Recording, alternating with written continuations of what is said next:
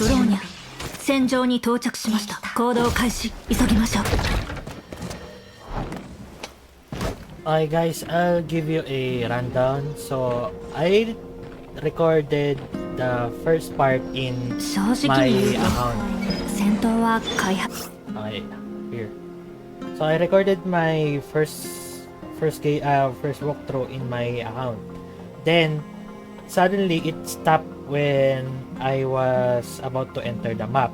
So, my recording crashed. And I didn't realize that after I recorded for 1 hour. So, I got so pissed. Then, I borrowed my brother's account. So, this will be a different from what you see. But it will be still on the story. And yes, I did より楽ですね。行動開始。 I did message the Honkai team 急ぎましょ that う。 there are missing voice lines. That their voiceovers are missing. So I'm gonna read it all over again for fuck's sakes, and I try to commentate again. Oh, alright. Oh, that's right. Come and try to stop me, Durandal, Kiana, and Teresa. I'll consider this as your farewell performance for me. Otto looked at the lights enveloping the church. They emitted a sacred shine, like stairs leading to the heavens. Dot. Meanwhile, outside the church, what is going on?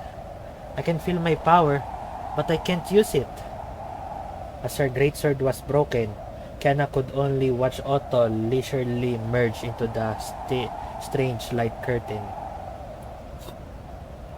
But when she tried to follow him into the light curtain, she felt her hair stand on end, as if every cell in her body was stopping her. What is with this light curtain? Something's off. Kiana! Huh? Bronya? 行動開始。 準備できたよ。 Kiana, are you alright? I'm okay, but I failed to stop Otto. As we were fighting, this light curtain popped up and cut me off from him. He's on the other side of it now. Lily, are you alright? This is not time to be nodding off. We have to... Huh? Why am I also sleepy all of a sudden? Rosa? Lily? The closer I get here, the heavier my body feels. It's similar to when my power was taken away by the puppet, but it's not the same. Hello? Are the comms working? Can anybody hear me? Principal? This is Kiana.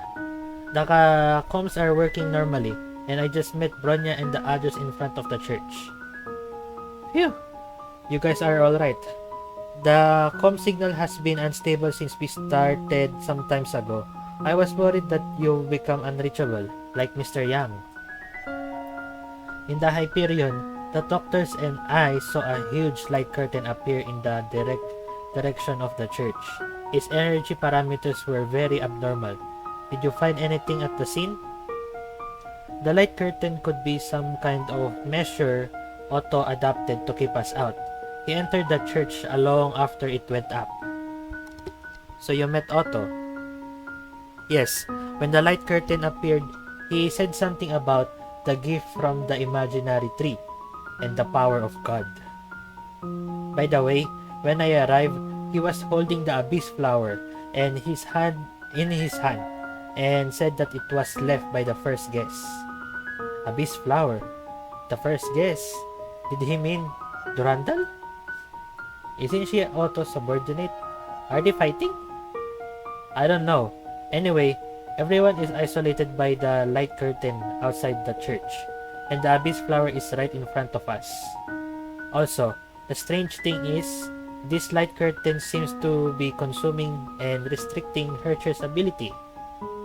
What a that? Madam Teresa, what do you think? There is no doubt. All the evidence suggests. The light curtain is very likely the manifestation of the power of Herrscher of Binding, just like the grace field. What? Herrscher of Binding? Are you saying that the Herrscher of Binding is in this small town? Calm down, everyone. We are talking about the Herrscher of Binding's power. At least we have not detected any signs of a new Herrscher core. Even the simulated Otto Judah is unable to generate such a massive field. Combined with that, what Otto said is more like some kind of power from the imaginary tree. In any case, the situation is dire. We have to find a way to deal with the light curtain as soon as possible. We need to go in there and teach that Otto a lesson. Kana, Bronya, take everyone back to the safe zone first. I will discuss the light curtain with the doctors. Remember, never get close to the light curtain. If it really is the power of binding, it could have irreversible effects on your body. Yeah, good idea. 私の指示に従ってください。 Okay, I'm lagging. Okay, the problem in open worlds, the only sad about open worlds is that you can't go back to the story. 0019 偵察ユニットの状態を確認。 I tried to go back, but it was just a summary in the lobby. 行動開始。 So let's try. フィールド展開。あなたもしなさい。やっせやっ痛いわよ。はっやっ私の指示に従う。はっフィールド展開。はっ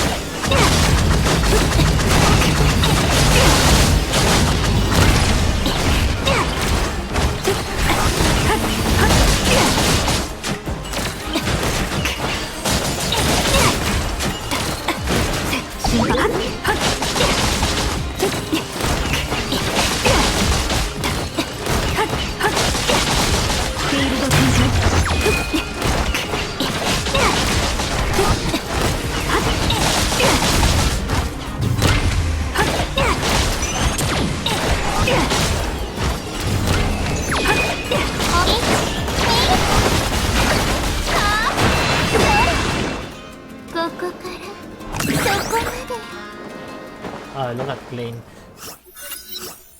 Meanwhile, in the Hyperion Command Center, that really sets me off. That jerk. Why can't he play fair? What's he doing hiding in a church? Huh? Calm down, Dr. Tesla. Complaining won't solve anything. Besides, we still have some tricks up our sleeve. Huh? Do you have an idea, Maphead?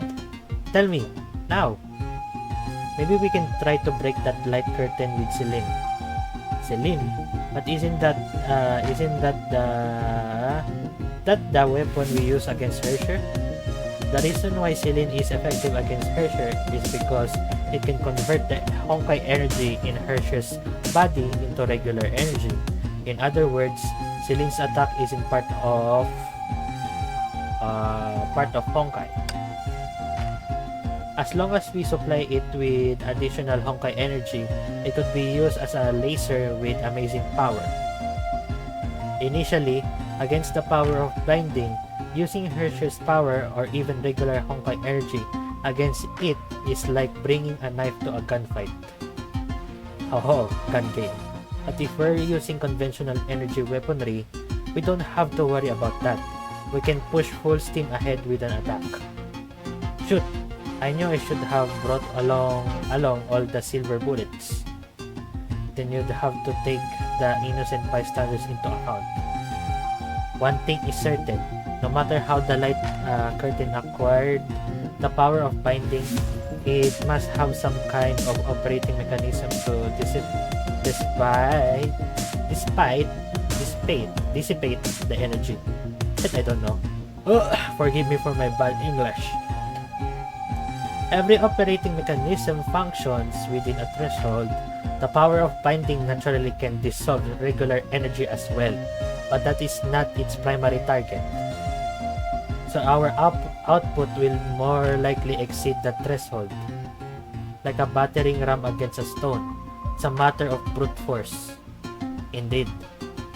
But, what if Celine's power can't, that's supposed to be a single N, Mihoyo, reach the threshold of the light curtain? Then we'll have to find another way. That is to say, to be on the safe side, we should use all the stored energy on the Hyperion and hope for the best.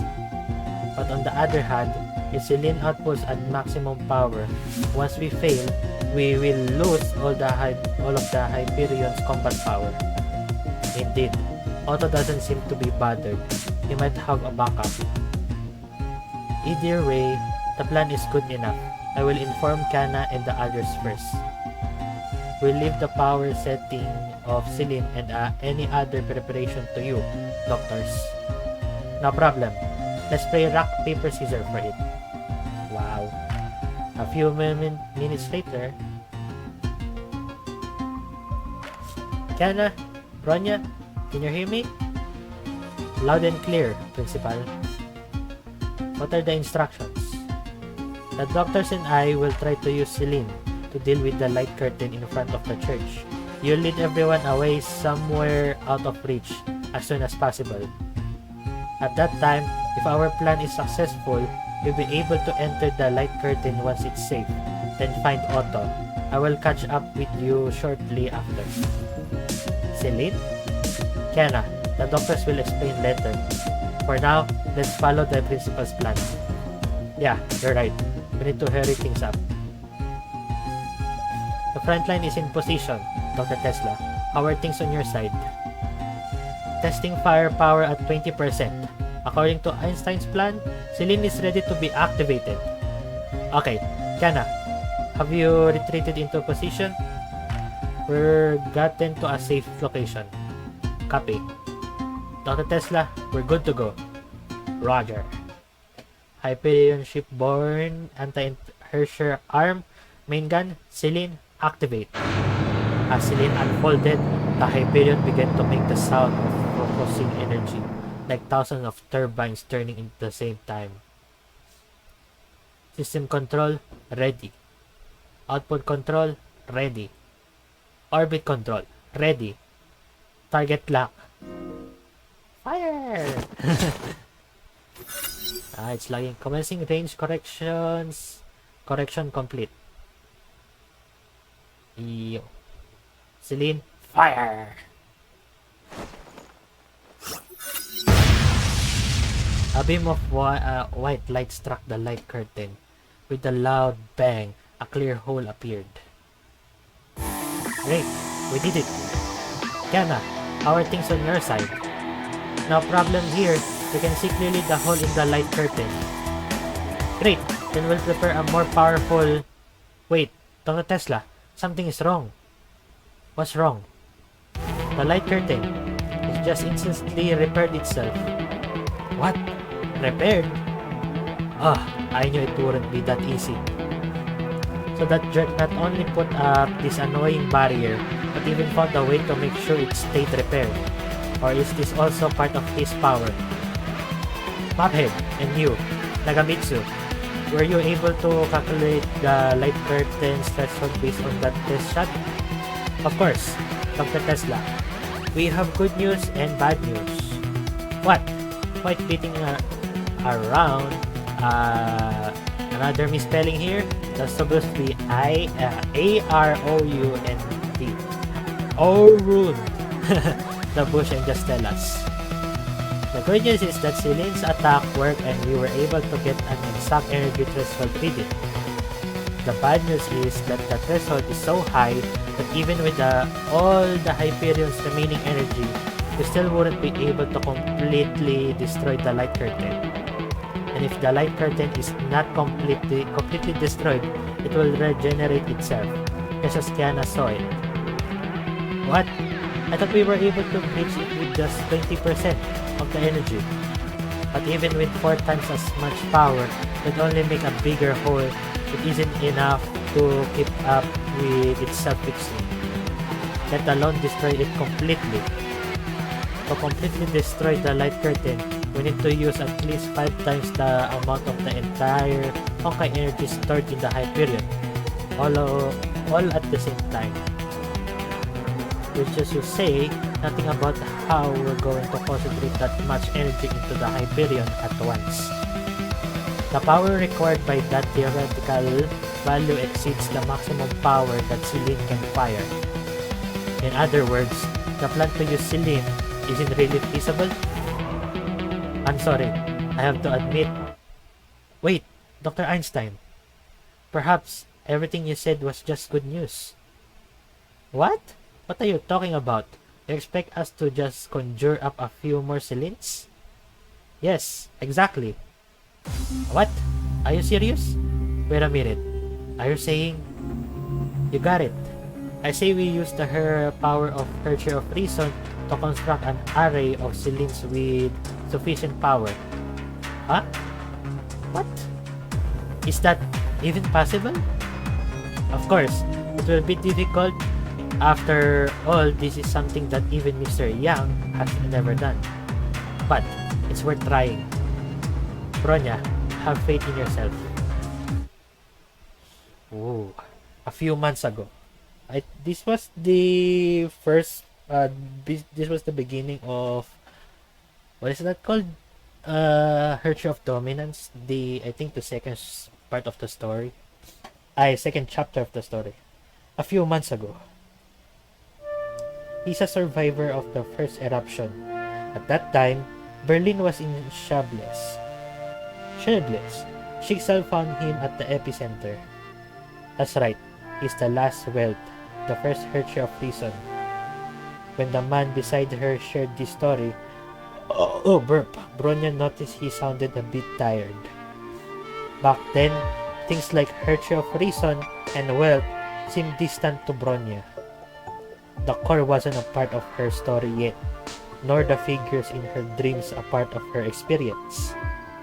That was a name that carried a lot of hope, but it was not Bronya's. Bronya, maybe you misunderstood. I have often said that Herrscher of Reason represents more than just a power.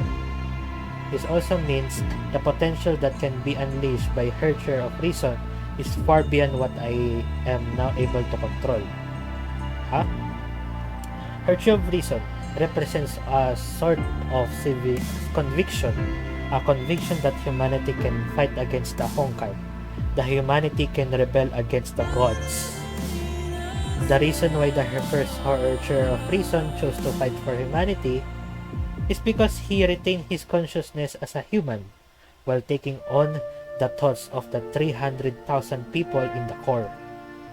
The thoughts of 300,000 people, it must have been a huge burden on his mind. Maybe, but that's what a real Herrscher of Reason would do. We have never forgotten that we are human. We have always carried humanity's pain and fought against humanity's enemies. It represents the history that humans being have gone through, and its power comes from human civilization. Now, it's in your hands, Bronya. It's something so heavy that even I can't use the full power of Herrscher. Yet so light, it's sleeping peacefully in your body at this moment, without causing any rejection. Of course, I'm not forcing you to accept anything. I'm just explaining to you the history of Herrscher of Reason and those figures in your dreams. Only dream. After all, I believe you can do better than me, Bronya. Your Honkai adaptability is stronger than mine, and you have more combat experience and skills than I did when I first became Herrscher of Reason. The only time I successfully merged with the minds of those 300,000 people was when I rebuilt my last body after the second eruption. Rebuilt your first body. Rebuilt your body. It's the last body? Haha.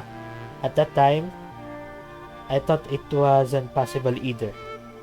How can someone fully understand the structure and state of every cell in the human body? But when I faced the 300,000 people in the core and determined to recover my body to continue my fight for humanity, the core's power helped me. 300,000 thoughts poured into me all at once, squeezing and tearing at each other. They also shattered my very consciousness. But in the end, I succeeded in restoring my human body from nothing.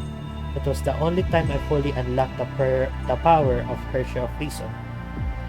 The burden of the spiritual harmony was so great that when I tried to reshape my body again in the Sea of Quanta and fought back against Kevin, the core itself stopped me from doing the same thing twice. Though I managed to recover at just the right moment by reading the construction's memory.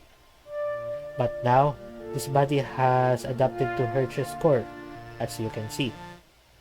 But I believe your situation is completely different, Bronya.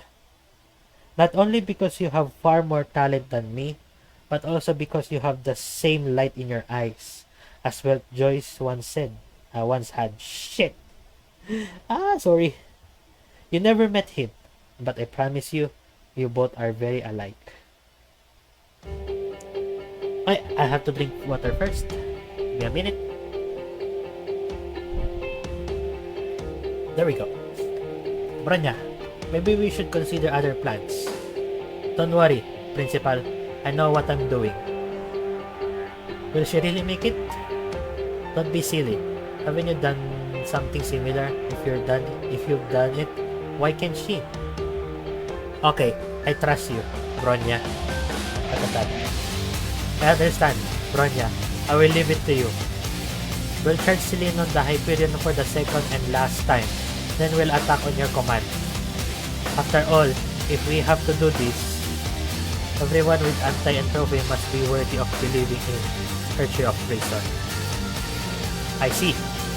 Kiana, Tele, Rosa, and Lily, please cover Bronya's back. There's a lot going on with this construction. Don't interrupt me. Got it. Leave it to Cele. I believe in you all. Unlike before, whether we're completely activating the Hershey core or using Selene, a large amount of Honkai energy is needed. I will give instruction to everyone in turn. I hope you can lend me as much power as possible. Understood? Understood. Lily, what are the others talking about? I don't understand.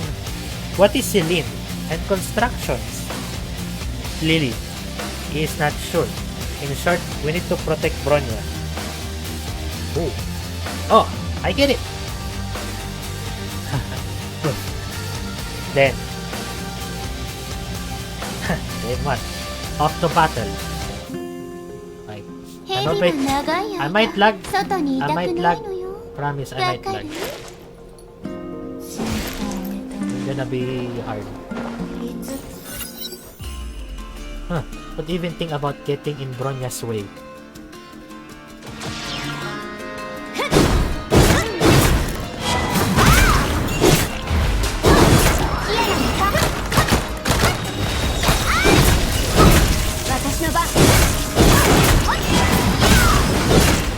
No!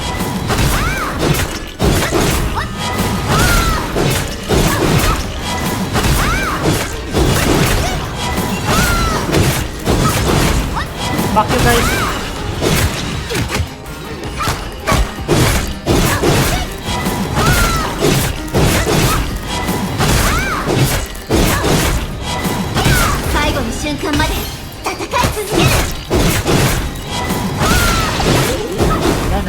It's now. What? It's now. Here you are, Bronya. Let's show that jerk we mean business. I will keep Bronya safe. Uh-oh. I hate this lag. I'm gonna try to switch on OBS.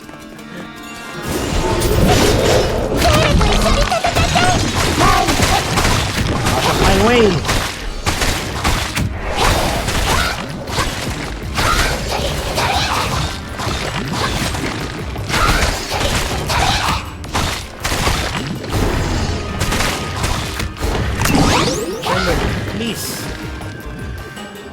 Alright, Bronya. Please, Bronya, I know you will succeed. Huh, don't waste our time. Don't come near, Bronya. Blade, motherfuckers. Lily, give it your all. Lilia. Blade, motherfuckers.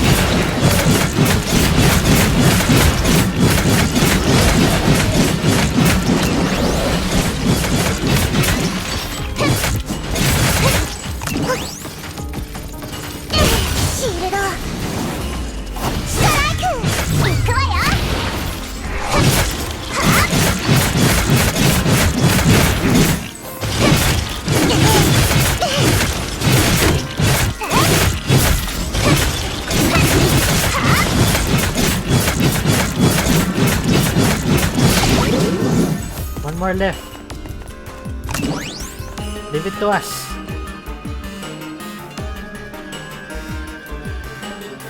Uh-oh. I know it's not a lot, but I hope it can help you out. This is Lilia's total strength. No share of reason core energy, 100%. Oh, burp. Dot. As the core of her share of reason is gradually filled with external energy, Bronya began to feel that her spirit was merging into the depths of the core. She knew that as long as she stayed in this state, she'd be able to sense that place. Dot. Bronya was here again, in this dreamland full of scorched earth, but this time, she already knew who the figure was in front of her. He was the first Hershey of Reason, the hero who saved New York, who once made the tyrant above watch the stars crumble. His name was Welt Joyce. Their name was Welt Joyce. The thoughts of 300,000 people I now see. Bronya noticed that those who were walking on this scorched earth were both shadows and not shadows, both fragments and not fragments. It was the thoughts of 300,000 people that formed this unique core. It was this unique core that allowed the thoughts of 300,000 people to be passed on to this day. Not one of them was Hercher of Reason, and yet all of them were Hercher of Reason. Involuntarily, Bronya approached the leading man step by step. A kid like us? Another Honkai victim? Ah, we're the same hometown. Is she the next Hershey of Reason? Is she the one to carry on our name? Countless thoughts whispered in her ear with every step she took. Bronya knew that the core itself was questioning her, checking whether she really was qualified to be next in line. Finally, she stood in front of him. It was the first time she faced him in the core at such a close distance. That sovereign must have faced him like this before. What was in Wei Yang's mind at that time?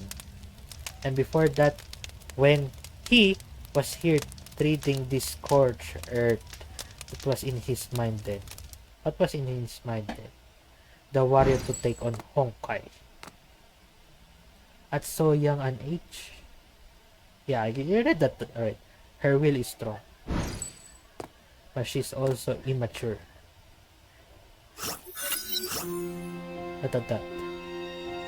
The thoughts were still whispering. Bronya's attention returned to him. She sensed the tenderness in his eyes, even the stubbornness beneath the tenderness. She finally realized something. The legendary hero was just an ordinary boy. She had seen that sort of ordinary many times before in Cele, and she understood better than anyone else that it was this ordinary that gave Cele her unparalleled tenderness and strength. This time, she felt that she finally understood the meaning of his name, Walter. I know we're in doubt and I know why. Yes, Bronya once refused to inherit the name of Walter, thinking that she could not take on the responsibility of protecting the world. But now, I have come to understand. The so-called world is not a cold concept, nor a word that only exists in slogans. Everyone builds their own unique world. These worlds will merge with the words of those around them and create a larger world. And the world represented by Walter is the result of repeating this process tens of billions of times. No one has ever been able to take on the responsibility of protecting the world. But everyone can have the desire to protect the world. The desire to protect the people we want to protect, the desire to open up the future we want to go to, the desire to compromise, struggle, let go, or insist. Dang. These complex human natures are in everyone's heart, and when they blend together, all of us will get to the proof of why we are human. Walter is just a name. Bronya is just an ordinary human being. Whether I inherit that name or not, Bronya will continue on the path that has been opened up by her predecessors.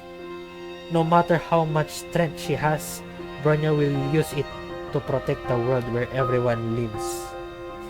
Bronya will always choose to become her share of reason as human, as a human and as a small cornerstone protecting the world.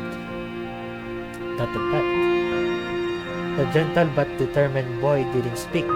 He just quietly watched Bronya and listened to her speak her heart.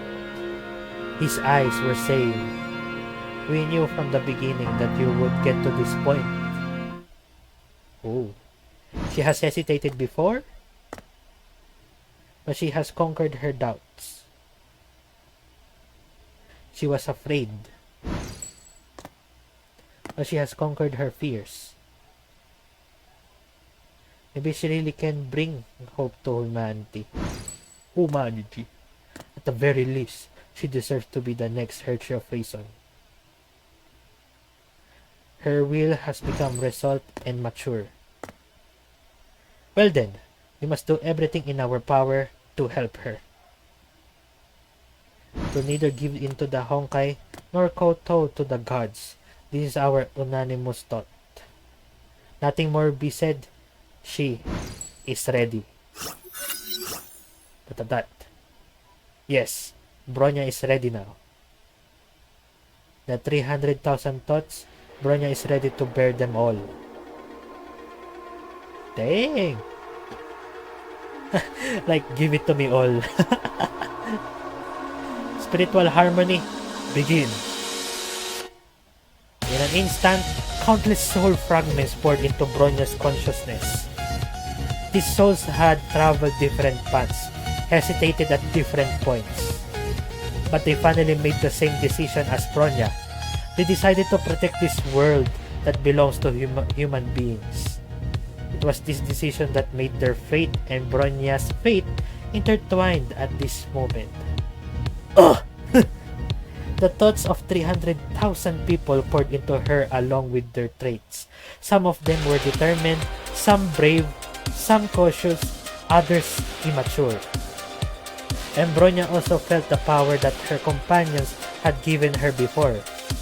Rosa and Lily's power was lively and mischievous as the waves. It felt immature but reliable. Cele's power was easy to identify. It was blue and clear as the sky, both gentle and tolerant at the same time. Kiana's strength was as warm as the sun, yet illuminating the way forward like the moon. She had always led everyone like this. There were also thousands of thoughts, and thousands of ideas, which overwhelmed Bronya's spirit and tore at her soul. Ugh! Words flashed across her mind.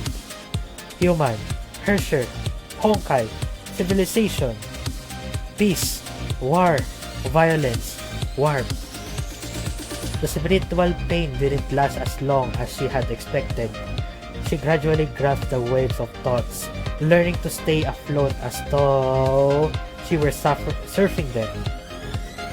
She understood that it was the precipitation of these millions of beliefs, the deposition of these millions of fears, now gathered into a fervent and pure conviction.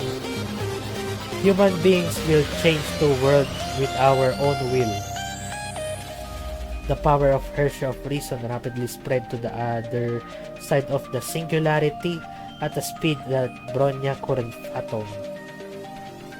Even it was a weapon that she had only looked at a few times, even it was a device whose principles were not fully understood, this complete power of Herrscher didn't care about this, as long as the target was within the reach of mortals. Any miracle that civilization could achieve, anything high civilization could reach, Herrscher of Reason could make it reappear in an instant. One person's strength might not be enough. Even the thoughts of 300,000 might not be enough. But at this moment, Bronya was the real Herrscher of Reason. Representing human civilization, Bronya would challenge Honkai. Celine, 6 times power, constructing! Oh.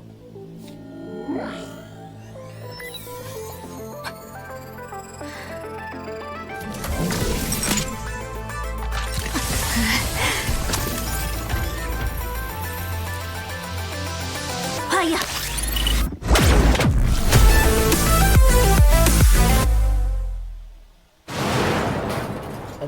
That gave me chills. A loud noise shook the earth. Under the combined impact of the two kinds of energy from Herrscher of Reason and the Hyperion, the light curtain shattered in an instant with no sign of recovery. We did it! Oh, Bronya collapse? No! Bronya! I can't scream. I have my... I can see my neighbors down.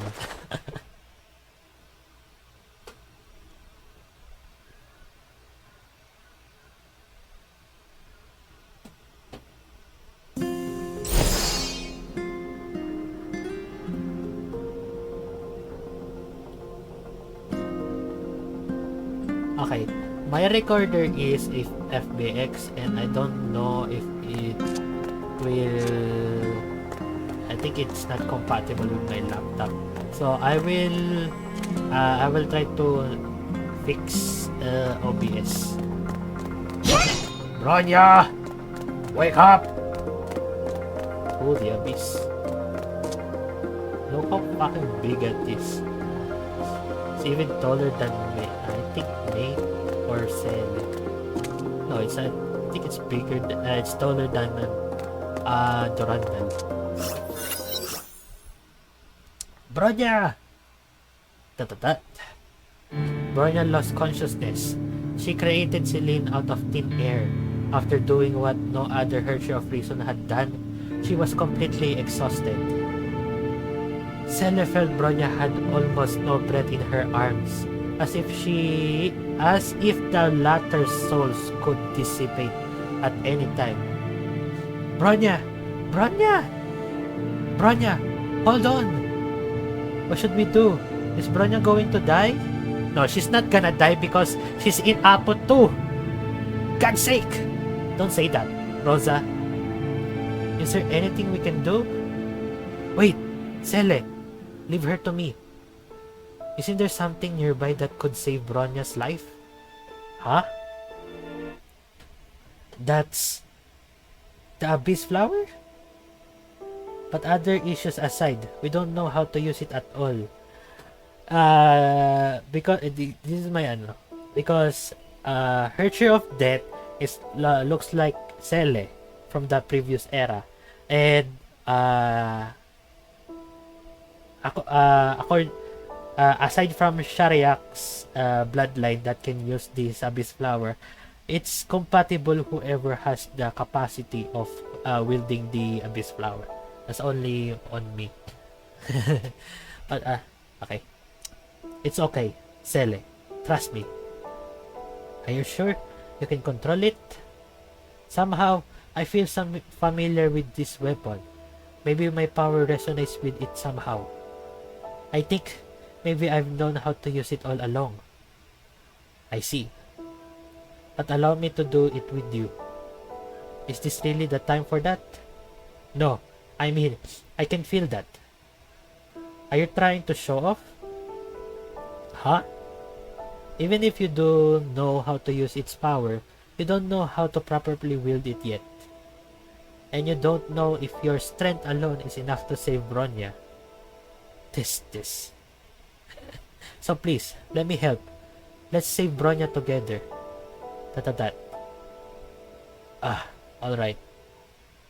Listen, I'll try to draw out the unique power of this weapon. You'll need to follow me and feel that power, then lead it to Bronya. No problem. I'll try my best. That. Okay, I'm going to start. The girl closed her eyes and followed the guidance of the other voice in her heart.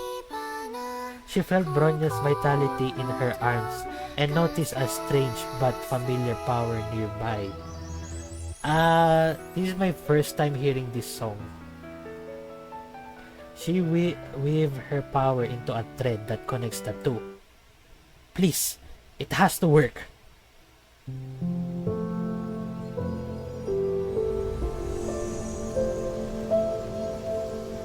あとは頼んだわよ。もう一人の私。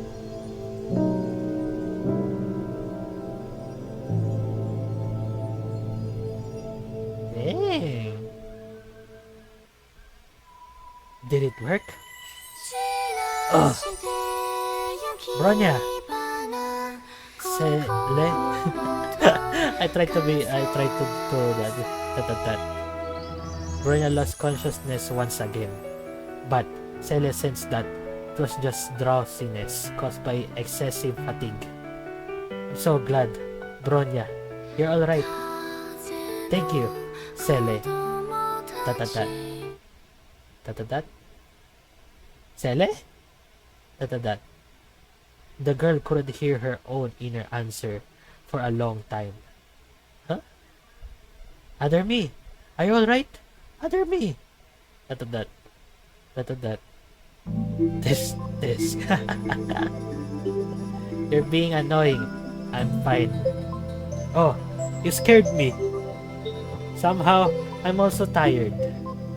This Abyss Flower consumes life force, right? Anyway, it's not quite as taxing as I had imagined. Still. By the way, you were worried, right? Of course! Don't scare me like that again. Wait, she admitted it? What should I say now? Yup, we have a tsundere right here. Woo!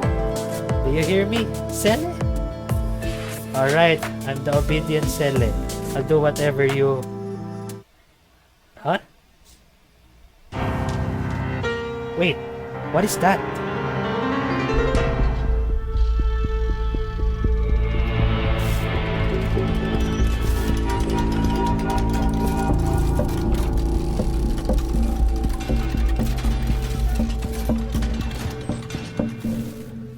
I need to look at the sky if there is Glapa.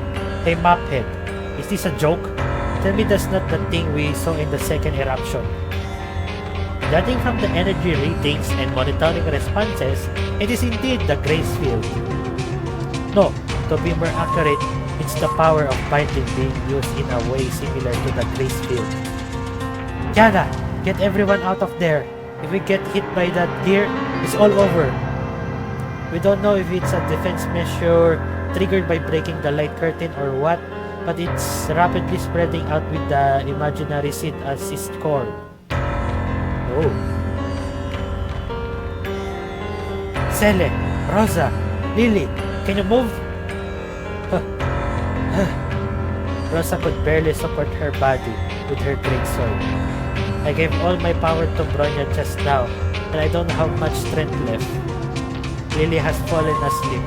I can barely carry her on my back, but Cele and Bronya in Cele's arm.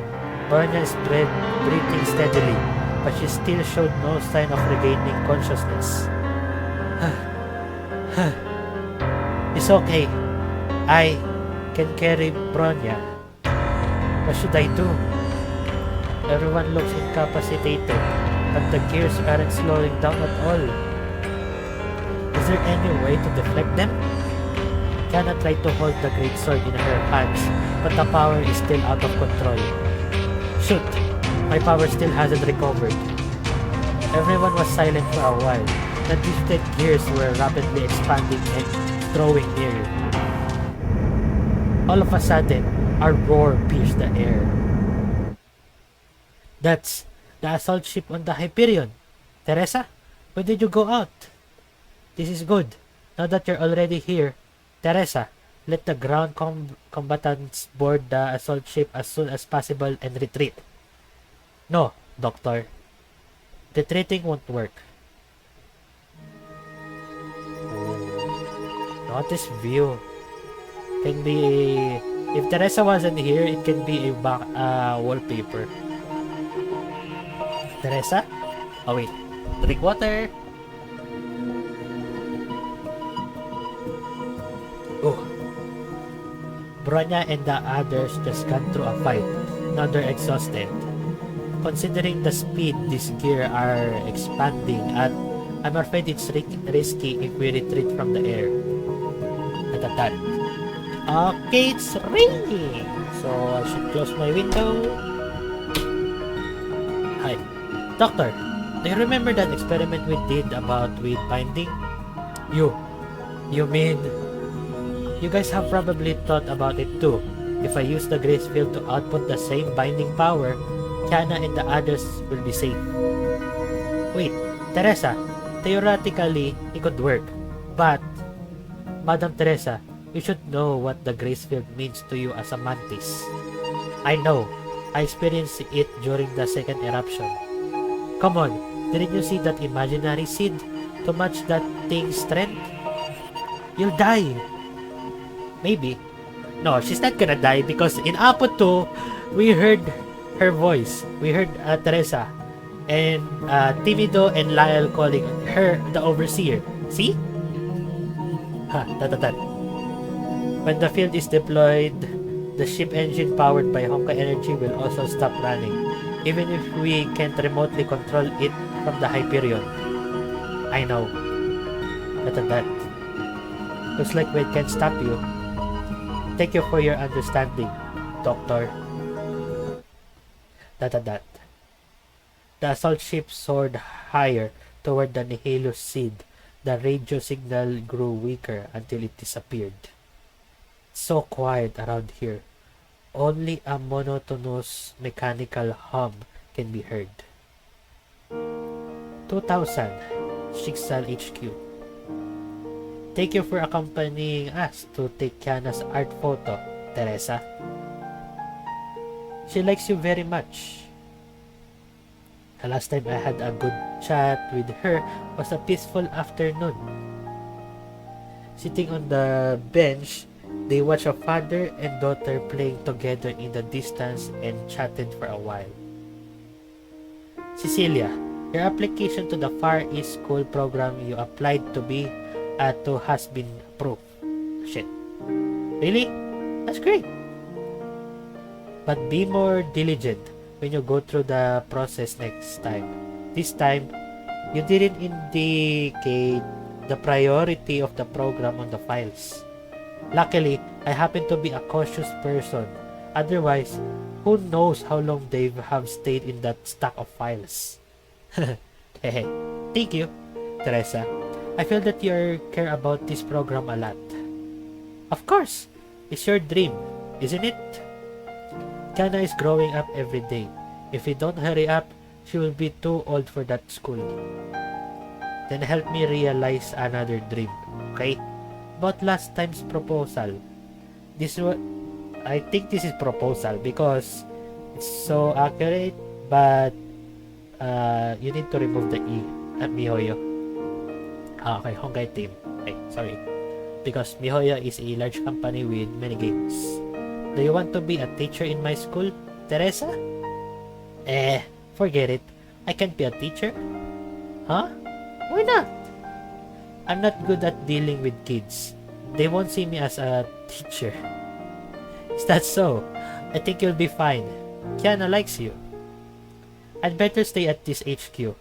You'll find better teachers, and I'd have a hunch that your daughter will be a bit more trouble than the other kids.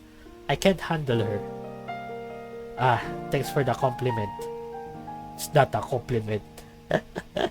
But maybe she'll be well behaved when she grows up, just like her dad. Siegfried is not well behaved at all. The two kept joking with each other. But Cecilia, why did you rush to build a Valkyrie school? Is it for Kiana? No. To be honest, I'd be glad if she didn't want to be a Valkyrie in the future. To be honest, I've thought about building a school for a long time now. A long time? After all, as you know, I've been training as a guardian since a very young age. I knew almost nothing about the world other than fighting Honkai. Until I met Siegfried. Do you know what happened when we first met? At that time, I finally realized we could experience so much more than just fighting. Those experiences became a new driving force for my Valkyrie career. That's the reason why I want to create a different branch. I want to give those students something I almost missed. A room with privacy, a beautiful garden, a delicious school cafeteria, lessons, activities, friends who you can skip school with together. Yeah, I skipped school in my grade 8 and grade 9 times because I don't like the teachers. I want them to experience the world freely as a person before becoming a guardian. I see. Well, are you moved at all? The faculty can also enjoy the what I mentioned above. I'm not so simple-minded. Still, a campus full of youth. Sounds like your style. Oh yes, speaking of youth, the school has to have a big swimming pool. You could build it by the sea or on an island. Shit.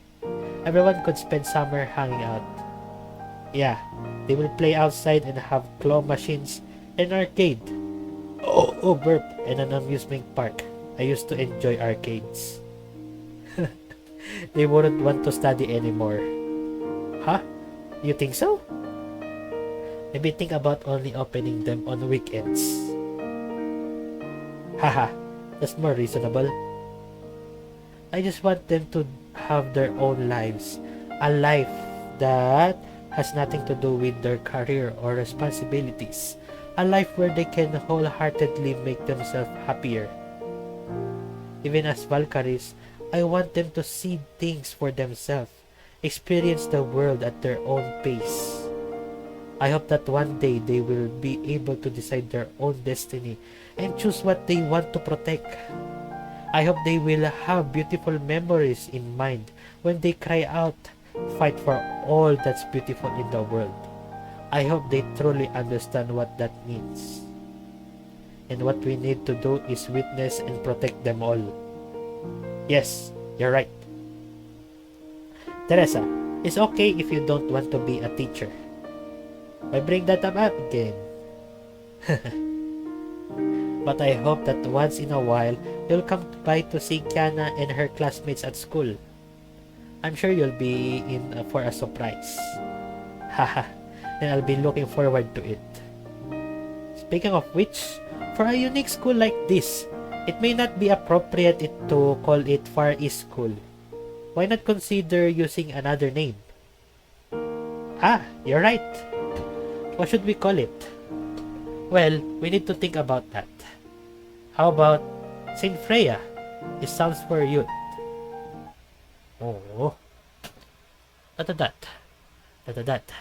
Just like you said, Cecilia.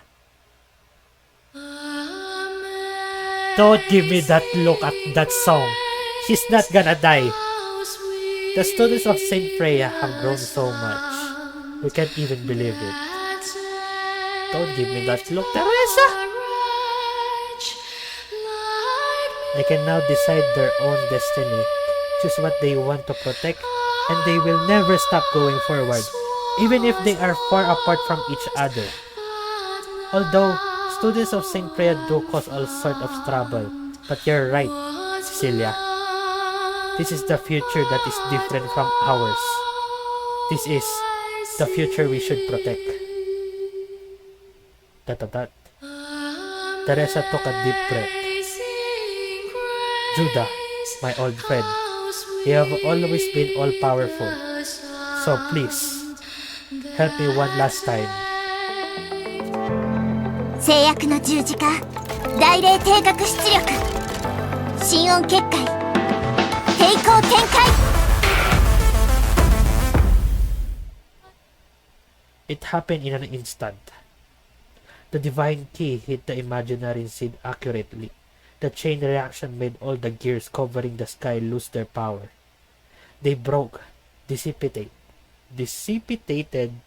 and collapsed. The power of binding had no effect.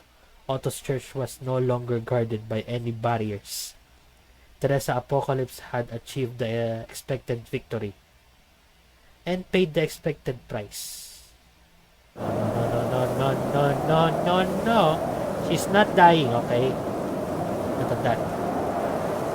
What happened? Did it work? The imaginary seed was broken, and the gears in the sky were fading away. The power of binding was gone. Wonderful. Her vision began to blur, and the sound of wind in her ears gradually faded away. She wanted to speak, but her lips, no. Her entire body had no consciousness at all. Am I falling? She could no longer feel the wind, the gears that grew farther and farther, and the strands of hair brushing in her vision reminded herself of that fact. Kiana, Bronya. I thought the assault ship was May. She was inside it because in the last trailer. Okay, I'll finish this before I give my Kiana Bronya. I'm glad that you're alright. Dot. What is that? A holy white light shot down from the sky. It didn't feel threatening, but rather reassuring. In Teresa's memory, she had only seen such holy light in one person, Cecilia.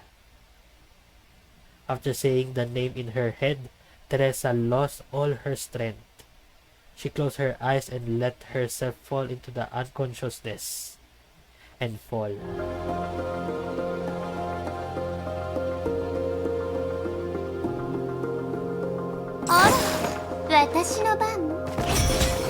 Okay, the Abyss Flower is gone, but the first field is gone.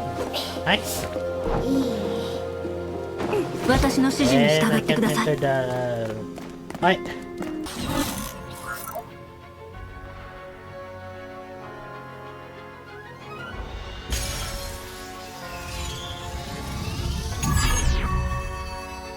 The barrier of binding has fallen. Okay, here's my thought. Because, what is this? In the trailer, May was fighting Durandal while Durandal was flying. Okay, so I really thought in first that May was inside that and she's gonna save all of them, but I got bamboozled and it was Teresa. But it was good, and no, Bronya didn't die because she's in Apo 2. Teresa didn't die because she's in Apo 2. Okay, so we are well assured that they didn't die on the story. They're just unconscious. They're just telling it because if none of you had played Apo 2, I recommend you watching my video or play it yourself. It's really, really good.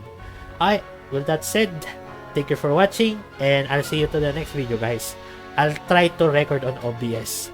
Johnny!